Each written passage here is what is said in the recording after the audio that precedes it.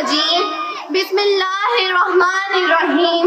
ایاک نعبد و ایاک نستعین۔ معزز سامعین، اساتذہ کرام اور میرے ہموطن ساتھیوں، السلام علیکم۔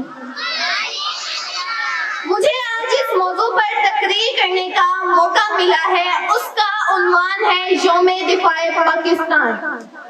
شہید کی جو موت ہے وہ قوم کی حیات ہے۔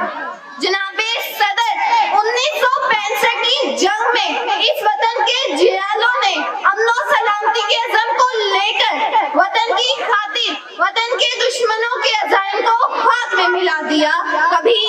عالم جیسے جواز کی صورت میں جس نے ایک ہی منٹ میں دشمن کے ہتھیاریں گرا کر ان پر خوف اور لرزہ طاری کر دیا، تو کبھی راشد منہاس، میجر طفیل اور کیپٹن کرنل شیر خان کی صورت میں، تو کبھی میجر عزیز بھٹی کی صورت میں، جنہوں نے اپنے سینے پر بم باندھ کر اس بات کا اعلان کر دیا کہ چاہے میرے جسم کے ٹکڑے ٹکڑے کیوں نہ ہو جائیں، میں اپنے وطن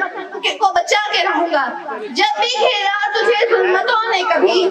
جب بھی گھیرا تجھے ظلمتوں نے کبھی، مشعلے جان لیے ہم مقابل رہے۔ ہم نے مر کر بھی تجھے سرخرو کر دیا، ہم نے مر کر بھی تجھے سرخرو کر دیا، ہم بھی تیرے شہیدوں میں شامل رہے۔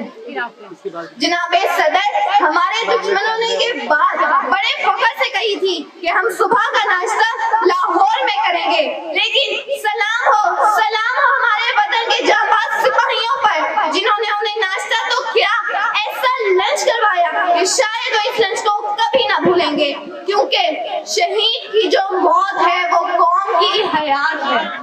جناب صدر، شہید کے لہو کا ایک ایک قطرے کی ایک ایک سرخی چیخ چیخ کر یہ اعلان کرتی ہے کہ وہ ایک قطرہ لہو کا قطرہ، کہ وہ ایک قطرہ لہو کا قطرہ تیرے سینے سے بہہ رہا تھا، وطن کی مٹی میں ہو کر شامل یہ اعلان کر رہا تھا کہ جب کبھی ضرورت پیش آئے تو تم بھی لہو کا قطرہ نچھاور کرنا، تو یہ جان رکھنا کہ تم سے پہلے بھی کچھ مسافر لہو کا دریا بہا گئے ہیں، وہ مر کر بھی جی گئے، اب تک نشان حیدر جو پا گئے ہیں اور اس ملک کے دشمنوں کو ابدی نیند سلا گئے ہیں، کیونکہ شہید کی جو موت ہے وہ قوم کی حیات ہے۔